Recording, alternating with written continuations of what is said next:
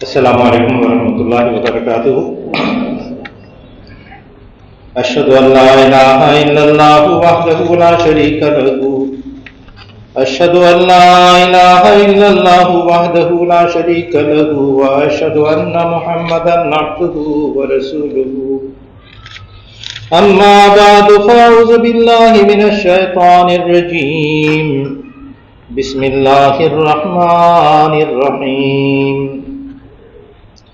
الحمد لله رب العالمين. الحمد لله رب العالمين. الحمد لله رب العالمين الرحمن الرحيم مالك يوم الدين. إياك نعبد وإياك نستعين. اهدنا الصراط المستقيم صراط الذين أنعمت عليهم غير المغضوب عليهم ولا الضالين. لقد جاءكم رسول من أنفسكم عزيز عليه ما عنتم حريص عليكم بالمؤمنين رؤوف رحيم. فإن تولوا فقل حسبي الله لا إله إلا هو عليه توكلت وهو رب العرش العظيم. শ্রদ্ধেয় সভাপতি সাহেব, আমির আহমদিয়া মুসলিম জামাত ঢাকা, উপস্থিত বুজুর্গান, পর্দার আড়ালের মা বোনেরা, সবাইকে আসসালামু আলাইকুম ওয়া রাহমাতুল্লাহি ওয়া বারাকাতুহু। আজকে আমাদের সিরাতুন নবীর চর্চায় হুজুর সাল্লাল্লাহু আলাইহি ওয়াসাল্লামের জীবনের একটি ঝলক খুব সংক্ষিপ্ত আকারে আপনাদের সামনে উপস্থাপন করা উদ্দেশ্য। এমন মহান রাসূল যার বিষয়ে হযরত মুহাম্মদ সাল্লাল্লাহু আলাইহি ওয়াসাল্লামের আল্লাহ আমাদেরকে আদেশ দিয়েছেন, ইন্নাল্লাহা ওয়া মালাইকাতাহু ইউসাল্লুনা আলান নাবিয়্যি ইয়া আইয়ুহাল্লাযীনা আমানু সাল্লু আলাইহি ওয়া সাল্লিমু তাসলিমা। আল্লাহুম্মা সাল্লি আলা মুহাম্মাদিন ওয়া আলা আলি মুহাম্মাদিন কামা সাল্লাইতা আলা ইব্রাহিমা ওয়া আলা আলি ইব্রাহিমা ইন্নাকা হামিদুম মাজিদ। আল্লাহুম্মা বারিক আলা মুহাম্মাদিন ওয়া আলা আলি মুহাম্মাদিন কামা বারাকতা আলা ইব্রাহিমা ওয়া আলা আলি ইব্রাহিমা ইন্নাকা হামিদুম মাজিদ। এটা রাসূলুল্লাহ সাল্লাল্লাহু আলাইহি ওয়াসাল্লামের নিজের শেখানো দুরূদ শরীফ। একজন সাহাবী জিজ্ঞেস করেছিলেন, আপনার প্রতি কিভাবে আমরা দোয়া প্রেরণ করতে পারি, আপনার জন্য কিভাবে আমরা আল্লাহর কাছে যাচনা করব? তখন তার উত্তরে এই দুরূদ তিনি নিজে শিখিয়েছিলেন। এছাড়াও সংক্ষিপ্ত আকারে দুরূদ পাঠ করা যায়।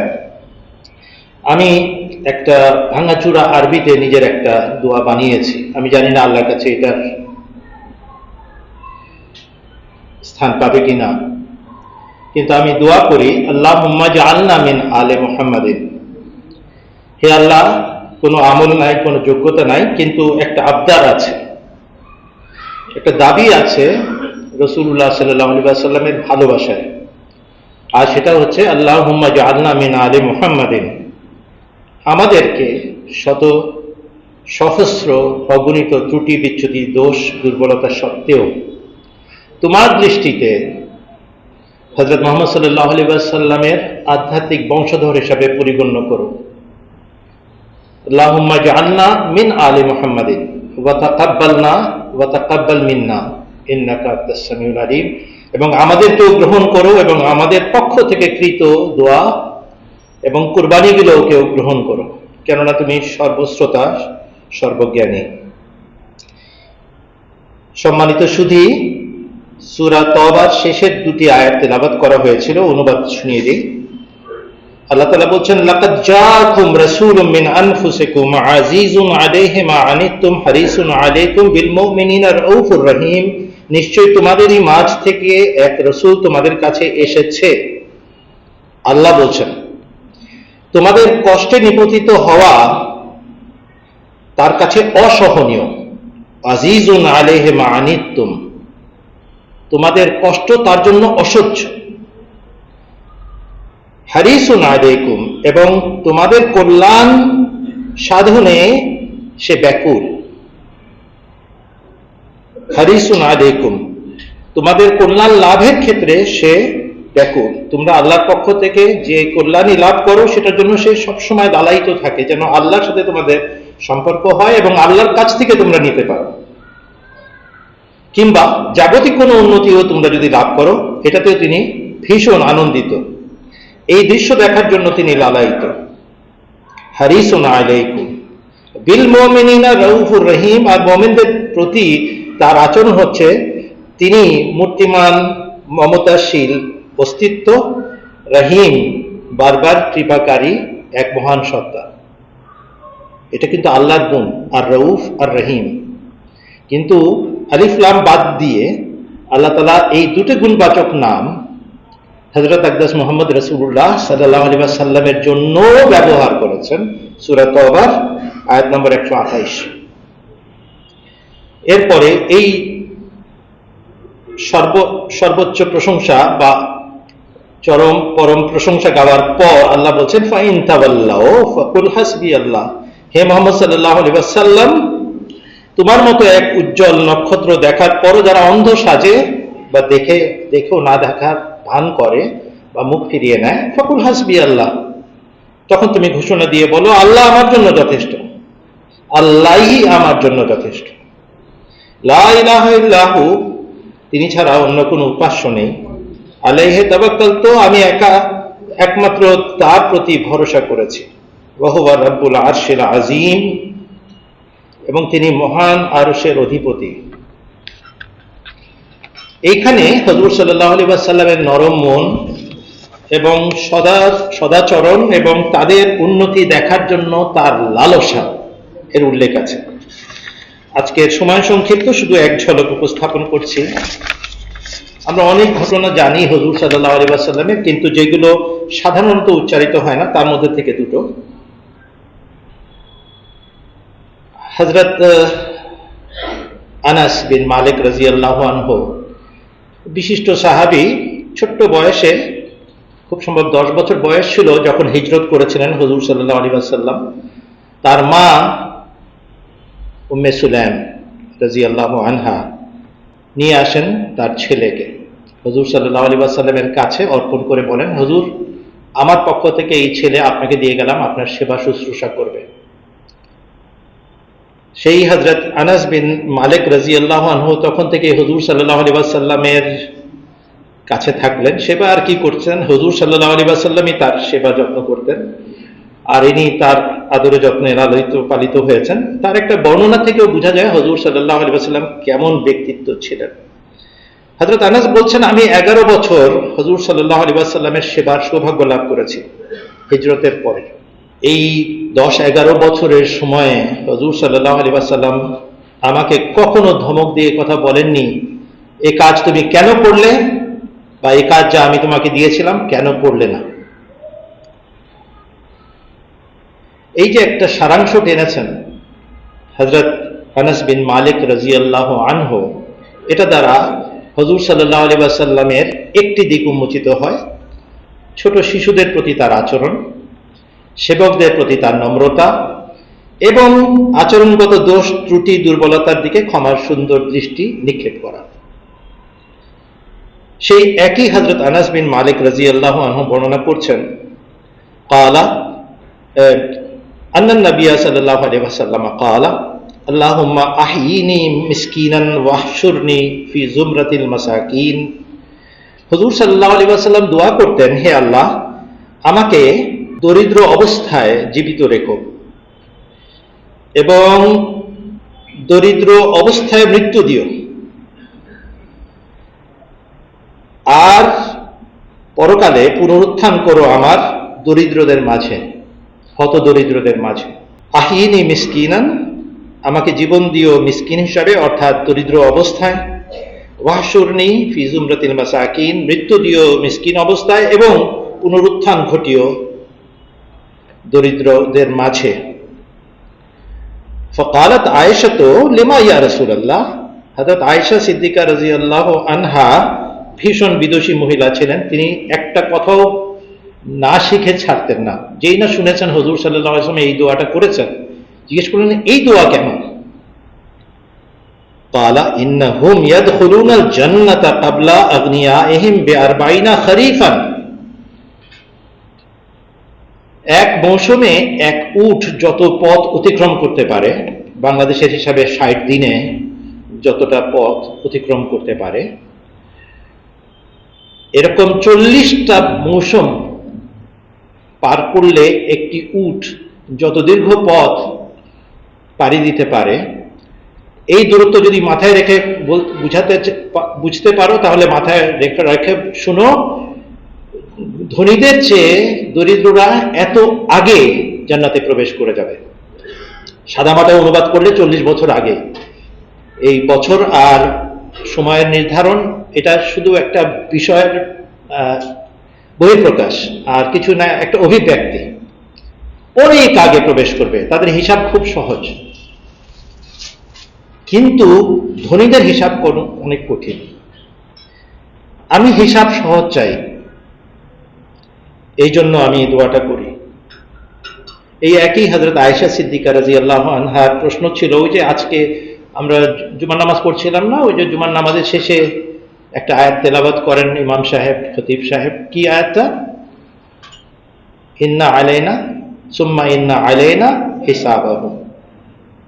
আমারই দিকে তোমাদের প্রত্যাবর্তন আর আমার কাছেই তোমাদের হিসাব, অর্থাৎ আমার দায়িত্ব তোমার হিসাব নেওয়া। তখন আমাদেরকে কি বলতে হয়? আল্লাহুম্মা হাসিবনা হিসাবান ইয়াসীরা। তো এই দোয়াটা রাসূলুল্লাহ সাল্লাল্লাহু আলাইহি ওয়াসাল্লাম শিখিয়েছেন মুমিনদেরকে, যে যখন কোরআন শরীফের এই কথাটা পড়া হয় তখন তোমরা এই দোয়াটা করবে, আল্লাহ আমাদের সহজ হিসাব নিও। হযরত আয়েশা সিদ্দিকা সেটাও প্রশ্ন করেছিলেন, হুজুর এই সহজ হিসাব আবার কি হিসাব? সহজ হিসাবের ব্যাখ্যা কি? হযরত রাসূল আকরাম সাল্লাল্লাহু আলাইহি ওয়াসাল্লাম মৃদু হেসেছিলেন। এই মৃদু হাসা কিন্তু একটা বিরাট স্বীকৃতি, হে আয়েশা তুমি সাংঘাতিক বিদুষী, তুমি সূক্ষ্ম কথা ধরতে পারো। আর হেসে উত্তর দিয়েছিলেন, হে আয়েশা সহজ হিসাব হলো হিসাব না নেওয়া। মানহু সেবা ওকে বা, কেননা যার হিসাব নেওয়া হয়েছে সে ধরা পড়েছে। একদম সরল সহজ হিসাব, বিনা হিসাবে পার করো হে আল্লাহ, এটাকে বলা হয় সহজ হিসাব। আর এটা সম্ভব যদি কেউ তওবার সাথে আল্লাহর কাছে চায়, হিসাব নিও না হে আল্লাহ, তাহলে সে পায়। আমাদের আহমদিয়া জামাতে তাফসীরের মধ্যে লেখা আছে, খুব ভালো করে পড়বেন সূরা ফাতিহার তাফসীর, মালিক ইয়াউমিদ্দিন,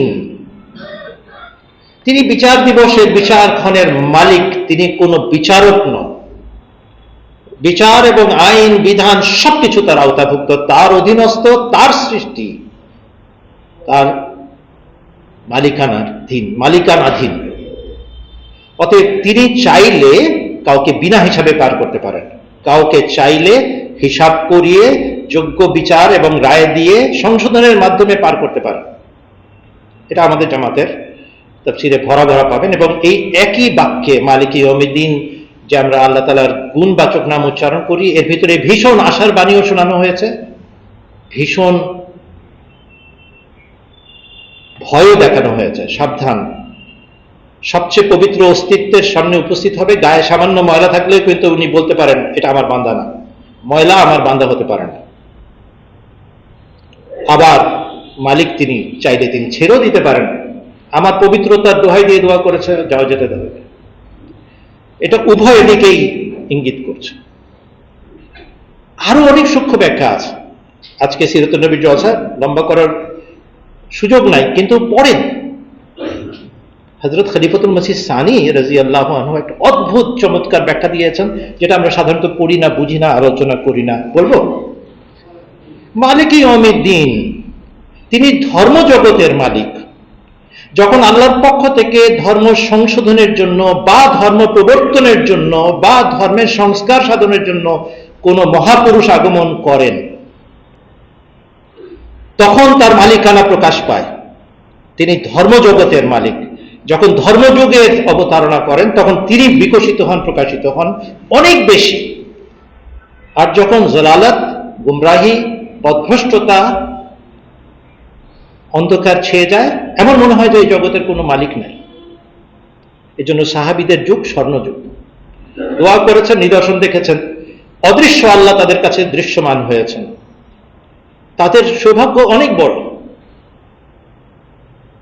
আমাদেরও দোয়া করা উচিত, হে আল্লাহ, এই যুগে যে প্রতিশ্রুত মহাপুরুষ তুমি পাঠিয়েছ রাসূলুল্লাহর চাকর হিসাবে, আমাদেরকেও তোমার মালিক ইয়াউমিদ্দিনের নিদর্শন দেখাও, বিকশিত হও, প্রকাশিত হও আমাদের কাছে, আমাদের ভিতরে যেন ঈমান জন্ম নেয়। মালিক ইয়াউমিদ্দিন বিরাট ভান্ডার, একটা দুটো দিকই আছে এটা। আমি সেদিন পড়ছিলাম আর ভাবছিলাম যে জামাতকে এটা কবে শোনাবো। আমি আজকে সুযোগ পেলাম, আমি বলে দিলাম কথাটা। কিন্তু হযরত আয়েশা সিদ্দিকা যে এই অভ্যাস, এই কথাটা আপনাদের বোঝানোর জন্য আমি কথাটা বললাম যে কিভাবে তিনি ছোট ছোট ব্যাপার জিজ্ঞেস করে খুঁটিয়ে খুঁটিয়ে বের করতেন। হযরত আয়েশা সিদ্দিকাকে হুজুর সাল্লাল্লাহু আলাইহি ওয়াসাল্লাম উত্তর দিয়েছিলেন, কেন আমি দোয়া করছি? তারা অনেক অনেক বছর আগে, অনেক অনেক আগে প্রবেশ করে যাবে বিনা হিসাবে, সহজ হিসাবে জান্নাতে, এই জন্য আমি তাদের ভিতরে থাকতে চাই। এরপরে হযরত আয়েশা সিদ্দিকাকে একটা গোপন রহস্য শেখাচ্ছেন। সাফল্য চাও? বলে হ্যাঁ চাই। ইয়া আয়েশা, তো লা তারুদ্দিল মিসকিনা, কোনদিন কোন ভিখারি, কোন অভাবগ্রস্ত ব্যক্তিকে খালি হাতে ফেরত দিবে না। এটা আমাদের সবার জন্য শিক্ষা। কোনদিন কোন ব্যক্তি যে যাচনা করে ফেলেছে, যে হাত পেতে ফেলেছে, তাকে খালি হাতে ফেরত দিবে না। ওয়ালাউ বিশিক্কি তামরাতিন, একটা খেজুর দান করে হলেও তাকে কিছু না কিছু দিবে। খেজুরের একটা টুকরা দিয়ে হলেও, অর্থাৎ যদি পুরো খেজুর না দিতে পারো তাকে ভাগ করে দিতে হলেও দাও, কিন্তু খালি হাতে ফেরত দিবে না। ইয়া আয়েশা, তো আহিব্বিল মাসাকিন, হে আয়েশা, দরিদ্র দুঃখীদেরকে ভালোবেসো। ওয়াকাররিবিহিম, এবং তাদেরকে নিজের কাছে রেখো, নৈকট্য দিও। ফাইন্নাল্লাহা ইউকাররিবুকা ইয়াউমাল কিয়ামাহ, এর প্রতিদান স্বরূপ আল্লাহ তোমাকে কিয়ামত দিবসে তার নৈকট্যে ভূষিত করবেন। আমি জানি না আপনারা কি ভাবছেন, কিন্তু হুজুর সাল্লাল্লাহু আলাইহি ওয়াসাল্লামের প্রত্যেকটা কথায় একটা শর্টকাট আছে। অনেক বড় জ্ঞানী, অনেক বড় আমলকারী, অনেক বড় পরহেজগার, সারা জীবনের চেষ্টা প্রচেষ্টা, কিন্তু শর্টকাট হচ্ছে হুজুর সাল্লাল্লাহু আলাইহি ওয়াসাল্লাম তার সবচেয়ে কাছের জীবন সঙ্গিনীকে যে উপদেশগুলো দিয়েছেন ওটাকে পালন করে। কখনো কোনো ভিখারি, কোনো মিসকিন, কোনো অভাবগ্রস্ত যে চাইতেও পারে না লজ্জায়, তাকে দেখে যদি আপনার মন বলে যে এর দরকার, তাহলে কিছু না কিছু অবশ্যই দেন। আর কিছু পারেন না পারেন দোয়া করেন, যদি আর কিছু না থাকে। তিরমিজি শরীফের হাদিস আপনাদেরকে বাংলা অনুবাদ করে শোনালাম। হুজুর সাল্লাল্লাহু আলাইহি ওয়াসাল্লাম কেবল নিজে দরিদ্রদের সাথে সময় কাটিয়েছেন তা না, যারা দরিদ্রদেরকে ভালোবেসেছে তাদের প্রশংসা গিয়েছেন। তার আপন চাচাতো ভাই হযরত আবু তালেবের ছেলে হযরত জাফর বিন আবি তালেব রাদিয়াল্লাহু আনহু, তিনি হিজরত করে আবিসিনিয়াতে চলে গেছিলেন। সেখানে তবলিগ করেছিলেন, নাজ্জাশীকে মুসলমান বানানোর ক্ষেত্রে তার তবলিগ বিরাট কার্যকর ভূমিকা রেখেছিল। এসেছেন তিনি মদিনা শরীফে, তাও আবার খায়বারের যুদ্ধের শেষে, খায়বারের যুদ্ধ অবসান শেষে। কিন্তু যে কয়টা মাস, যে কয়টা সংক্ষিপ্ত মাস তিনি কাটিয়েছেন হুজুর সাল্লাল্লাহু আলাইহি ওয়াসাল্লামের সান্নিধ্যে, এরপরে ওনাকে পাঠানো হয়েছিল মুআতার যুদ্ধে, সেখানে তিনি শহীদ হয়ে গেছিলেন। আপন চাচাতো ভাইকে তিনি যখনই মসজিদে দেখতেন, হয় ইবাদতরত অবস্থায় দেখতেন, নাহলে গরিবদের মাঝে বসে আছেন, আসহাবুস সুফাদেরকে নিয়ে বা অন্য কোনো গরিব জাতির সাথে বসা। আর প্রশংসার ছলে তিনি তার উপাধি দিয়েছিলেন আবুল মাসাকিন, গরিবের বাপ। প্রশংসা, আমার এই ভাই গরিবদেরকে ভালোবাসে। আর তাকে আল্লাহ তাআলা কত নৈকট্য দিয়ে সম্মানের সাথে নিজের কাছে ফেরত নিয়েছেন। মুতার যুদ্ধে দ্বিতীয় জেনারেল হিসাবে তিনি শাহাদাত বরণ করেছিলেন, পতাকাবাহী জেনারেল ছিলেন তিনি। এক হাত গেল, দুই হাত গেল, তারপরে পতাকা ছাড়েননি যতক্ষণ পর্যন্ত প্রাণ ছিল। যখন তিনি মাটিতে পড়ে যান, তখন হযরত আব্দুল্লাহ বিন রাওয়াহা সেই পতাকা বহন করেন। কিন্তু বলার উদ্দেশ্য হলো যে ইনাদের সবার কিবলা আল্লাহর দিকে ছিল। আল্লাহকে কিভাবে সন্তুষ্ট করা যায়, আল্লাহকে কিভাবে পাওয়া যায়, আল্লাহকে কিভাবে নামানো যায় আরশ থেকে, এটা আমাদের জীবনের উদ্দেশ্য হওয়া উচিত, যেটা হযরত মুহাম্মদ সাল্লাল্লাহু আলাইহি ওয়াসাল্লামের আগমনের মূল উদ্দেশ্য। আরেকটা ছোট্ট ঘটনা, কিছুদিন আগে হুজুরও তার খুতবায় আমাদের বর্তমান খলিফা হুজুর শুনিয়েছেন এবং খুব সুন্দর করে শুনিয়েছেন। বলছেন, আমরা তবুকের যুদ্ধে গেলাম, সেখানে কোনো যুদ্ধ হয় নাই, কিন্তু আমরা অবস্থান করেছি 20 দিনের মতো বা তার চেয়েও বেশি সময় তাবু খাটিয়ে। এর মধ্যে নানা গোত্রের সাথে শান্তি চুক্তি হচ্ছে, সন্ধি হচ্ছে, মিত্র হচ্ছে তারা এসে এসে। এরই মধ্যে একজন বর্ণনাকারী বলছেন, গভীর রাতে আমার ঘুম ভেঙে গেল, দেখি দূরে এক জায়গায় আলো জ্বলছে। হযরত বেলাল বিন রাওয়াহা তিনি আলো ধরে রেখেছেন, হুজুর সাল্লাল্লাহু আলাইহি ওয়াসাল্লাম সেখানে আছেন। দূর থেকে দেখছি, কাছে গেলাম, গিয়ে দেখি হযরত আবু বকর এবং হযরত উমরও দাঁড়িয়ে আছে। কি হচ্ছে? কবর খোঁড়া হচ্ছে। কার কবর খোঁড়া হচ্ছে? একটু আগে হযরত আব্দুল্লাহ জুল বিজাদাইন মারা গেছেন। জ্বর হয়েছিল তার প্রচন্ড, জ্বরে তিনি মারা গেছেন। এই হযরত আব্দুল্লাহ জুল বিজাদাইন নিঃস্ব ছিলেন, এই অর্থে হিজরত করেছেন মক্কা বিজয়ের পর। আর তার আগের থেকেই তিনি আকৃষ্ট ছিলেন ইসলাম ধর্মের প্রতি, কিন্তু মক্কা বিজয়ের পর তার মন উন্মুক্ত হয়। তিনি ঘোষণা দেন, আমি মুসলমান। তার চাচার অধীনে ছিলেন এতিম হিসাবে, বাবা মারা যাওয়ার কারণে বললেন না, কিছু নিয়ে যেতে পারবে না। উনি বললেন, কিছু দরকার নেই, আমি বেরিয়ে যাই। তাহলে বললেন, গায়ের কাপড়টাও খুলে রেখে যাও। গায়ের কাপড়টাও খুলে রেখে এসেছিলেন। তখন নগ্নতা ঢাকার জন্য তার মা তাকে একটা কম্বল, রুক্ষ সূক্ষ্ম চাদর দিয়েছিলেন, যেটাকে কেটে তিনি 2 খণ্ডিত করেছেন, নিচে একটা লুঙ্গির মতো, উপরে একটা চাদরের মতো ব্যবহার করেছেন। এসেছেন মসজিদে নববীতে। হুজুর সাল্লাল্লাহু আলাইহি ওয়াসাল্লাম ফজরের নামাজের পর তাকে দেখতেন নতুন মুখ খেয়ে আছে। তার ভেতরে থেকে এনাকে দেখলেন। হুজুর সাল্লাল্লাহু আলাইহি ওয়াসাল্লাম জিজ্ঞেস করলেন, কি ব্যাপার? তখন সবার সামনে তিনি ঘটনা বললেন যে এইভাবে আমি মুসলমান হয়েছি এবং আমি নিঃস্ব অবস্থায় এসেছি। হুজুর সাল্লাল্লাহু আলাইহি ওয়াসাল্লাম জিজ্ঞেস করলেন, তোমার নাম কি? বলেন, আব্দুল উজ্জা। হুজুর বলেন, না, তোমার নাম আব্দুল্লাহ, আর তোমার উপাধি হচ্ছে জিল বিজাদাইন, রুক্ষ সূক্ষ্ম চাদর বা কম্বলের অধিকারী। 2 টুকরো করেছে বলে 2 কম্বলের অধিকারী। এই হচ্ছে 2 চাদরের গল্প। এর কারণে সবাই তাকে জুল বিজাদাইন হিসাবে চেনেন হযরত আব্দুল্লাহকে। তিনি মুজন গোত্রের সাথে সম্পর্কযুক্ত ছিলেন। আর তিনি হুজুর সাল্লাল্লাহু আলাইহি ওয়াসাল্লামের কাছে আসার পর কোরআন শরীফ শেখা শুরু করেন আর আসহাবে সুফার অন্তর্ভুক্ত হয়ে যান।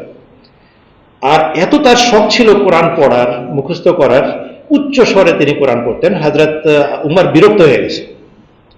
হযরত উমর গিয়ে নালিশ দিয়েছেন হুজুর সাল্লাল্লাহু আলাইহি ওয়াসাল্লাম আমাদের নামাজ পড়তে দেন না। ওই কোনায় আসহাবে সুফার অংশে গড়গড়িয়ে কোরআন পড়ে উচ্চ স্বরে, আমরা নামাজে মনোযোগ দিতে পারি না। হুজুর সাল্লাল্লাহু আলাইহি ওয়াসাল্লাম বলেছেন, কিছু বলো না, সর্বস্ব ত্যাগ করে আমার কাছে এসেছে, তাকে কিছু বলো না। এই কয়েক মাস সময় পেয়েছেন। এরপরে তাবুকে যাওয়ার আগে তিনি বলছেন, হুজুর আমার জন্য দোয়া করেন, আল্লাহ যেন আমাকে শাহাদাত দান করেন। এর প্রত্যুত্তরে হুজুর সাল্লাল্লাহু আলাইহি ওয়াসাল্লাম একটা অদ্ভুত দোয়া করলেন।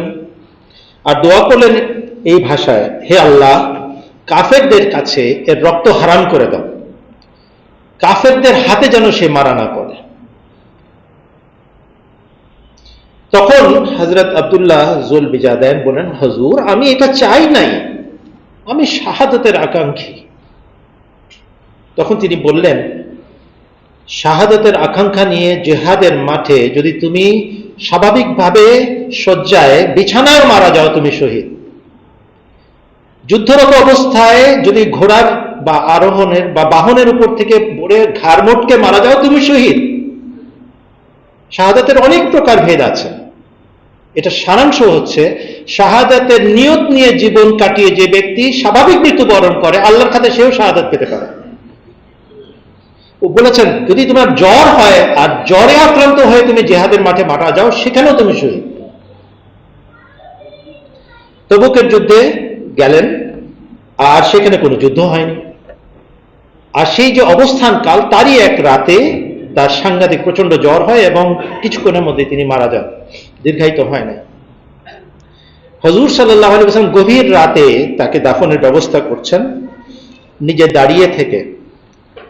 আর বেলাল পাতি ধরে আছেন, হযরত আবু বকর সিদ্দিক রাদিয়াল্লাহু আনহু এবং হযরত উমর 2 জন দাঁড়িয়ে আছেন। যখন কবর খোঁড়া শেষ হলো, হুজুর সাল্লাল্লাহু আলাইহি ওয়াসাল্লাম এই দুইজন পর্বত সমান মুসলমান, কার কার কথা বলছি? হযরত আবু বকর সিদ্দিক এবং হযরত উমর রাদিয়াল্লাহু আনহু দুইজনকে বললেন, আদনিয়া ইলাইয়া আখাকুম, তোমাদের এই ভাইকে আমার কাছে দাও, অর্থাৎ তুলে দাও এই লাশটা আমার হাতে। কাদের ভাই? হযরত আবু বকরের ভাই, হযরত উমরের ভাই। কবে মুসলমান হয়েছেন? এই কয়েক মাস আগে, মক্কা বিজয়ের পরে এসেছেন। কিন্তু কাদের ভাই হয়েছে? হযরত আবু বকরের ভাই হয়ে গেছে, হযরত উমরের ভাই হয়ে গেছে। কার সিদ্ধান্ত? হযরত রাসূল আকরাম সাল্লাল্লাহু আলাইহি ওয়াসাল্লামের সিদ্ধান্ত। আদনিয়া ইলাইয়া আখাকুম, দাও আমার হাতে তুলে দাও তোমাদের দুইজনের ভাইকে। নিজের হাতে রাখলেন কবরের লাহাতে, দোয়া করলেন, আল্লাহুম্মা ইন্নী আমসাইতু রাজিয়ান আনহু ফারজি আনহু। এই কিছুক্ষণ আগে সে জীবিত ছিল এবং সুস্থ ছিল, হে আল্লাহ, আর এই সন্ধ্যাবেলা পর্যন্ত আমি তাকে দেখেছি এবং সন্তুষ্ট চিত্তে তাকে দেখেছি। আমি তাকে সন্তুষ্ট চিত্তে দেখেছি, আমি তার প্রতি সন্তুষ্ট ছিলাম যতক্ষণ পর্যন্ত সে জ্ঞানে ছিল। হে আল্লাহ, আমার আবেদন হচ্ছে তুমিও তার প্রতি সন্তুষ্ট হয়ে যাও। বর্ণনাকারী বলছেন, আমি আকাঙ্ক্ষা করলাম আমি যদি এই ব্যক্তি হতাম, আমার জীবন ধন্য হয়ে যেত। এখানে আমি আপনাদের সামনে যখন পড়ছিলাম, অনলাইনে বাংলাতে অনুবাদ করার সময় দেখেছি একদল বলছেন, হযরত আবু বকর সিদ্দিক তখন বলেছিলেন, ইয়া লাইতানি কুনতু সাহেবাল হুফরা, হায় আমার যদি এই সৌভাগ্য হতো আজকে যে কবরে শায়িত হলো তার জায়গায় যদি আমি শায়িত হতে পারতাম, আমার জীবন ধন্য হয়ে যেত। এই ছিল হযরত মুহাম্মদ সাল্লাল্লাহু আলাইহি ওয়াসাল্লামের জীবনের একটি দিক। তিনি তার অধীনস্থ এবং গরিব দুঃখী বঞ্চিত শ্রেণীর প্রতি কি ধরনের আচরণ করতেন, আমাদের জন্য তিনি আদর্শ রেখে গেছেন সর্বক্ষেত্রে। হযরত মির্জা গোলাম আহমদ কাদিয়ানী আলাইহিস সালাম বলেছেন, সেই ব্যক্তি যিনি সবচেয়ে সম্পূর্ণ এবং পূর্ণ মানব ছিলেন এবং পূর্ণ নবী ছিলেন এবং যিনি পূর্ণ কল্যাণরাজি নিয়ে আবির্ভূত হয়েছিলেন, যার মাধ্যমে আধ্যাত্মিক পুনরুত্থান ও একত্রীকরণের কারণে পৃথিবীর প্রথম কিয়ামত অর্থাৎ পুনরুত্থান সংঘটিত হয়, যার আগমনে এক মৃত জগৎ জীবন ফিরে পায়, সেই মুবারক নবী হলেন হযরত খাতামুল আম্বিয়া, ইমামুল আসফিয়া, খাতামুল মুরসালিন, নবীগণের গৌরব হযরত মুহাম্মদ মুস্তাফা সাল্লাল্লাহু আলাইহি ওয়াসাল্লাম। হে প্রিয় খোদা, এ প্রিয় নবীর প্রতি এমন রহমত ও দরুদ বর্ষণ করো যেমনটি দুনিয়া সৃষ্টি অবধি তুমি অন্য কারো প্রতি নাজিল করনি। এই অসীম মর্যাদাবান নবী পৃথিবীতে আবির্ভূত না হলে ছোট ছোট যত নবী এ জগতে এসেছেন, যেমন ইউনুস, আইয়ুব, মসীহ ইবনে মারিয়াম, মালাকি, ইয়াহিয়া, জাকারিয়া প্রমুখ, তাদের সত্যতার কোনো প্রমাণ আমাদের কাছে থাকতো না, যদিও তারা সবাই নৈকট্যপ্রাপ্ত, সম্মানিত এবং খোদা তাআলার প্রিয় ভাজন ছিলেন। এ কেবল সেই নবীরই অনুগ্রহ বিশেষ, এ কেবল সেই নবী সাল্লাল্লাহু আলাইহি ওয়াসাল্লামেরই অনুগ্রহ বিশেষ, যার কারণে এই নবীগণও পৃথিবীতে সত্যবাদী হিসাবে স্বীকৃত হয়েছেন। হে আল্লাহ, তার প্রতি, তার বংশধরদের প্রতি এবং তার সাহাবীগণের প্রতি তুমি দরুদ, রহমত এবং বরকত নাজিল করো। আল্লাহুম্মা সাল্লি আলা মুহাম্মাদিন ওয়া আলা আলি মুহাম্মাদিন ওয়া বারিক ওয়া সাল্লিম ইন্নাকা হামিদুম মাজিদ। আল্লাহুম্মা জাআলনা মিন আলি মুহাম্মাদিন ওয়া তাকাব্বালনা ওয়া তাকাব্বাল মিন্না ইন্নাকা আনতাস সামিউল আলিম। আসসালামু আলাইকুম।